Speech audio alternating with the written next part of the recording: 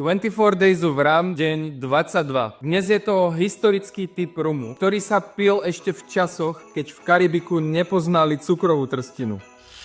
V okienku číslo 22 sa v rumovom kalendári 24 Days of Rum nachádza Naga Java Reserve. Pôvod Indonézia. Destilácia Column Still a čínske kotle. Zrenie súd stýkového dreva 3 roky, bourbonový súd 4 roky. 40% alkoholu. Zaujímavosť, tento typ rumu sa nazýva Batavia Arak. Ide o destilát z melasy s prídavkom červenej ryže, ktorý sa vyrába už minimálne od 15.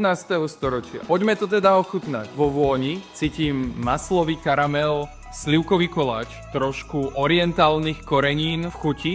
Má tento rum ako keby 3 zložky. Jedna je svieža, ovocná, druhá je korenistá a tretia je sladká, medová. Je to asi relatívne OK pitie, ale celú fľašu tohto by som asi doma nechcel. Ak 24 Days of Rum otváraš zároveň so mnou, daj mi do komentára vedieť, ako ti táto vzorka chutila. No a zajtra sa nezabudni vrátiť pre ďalšie video.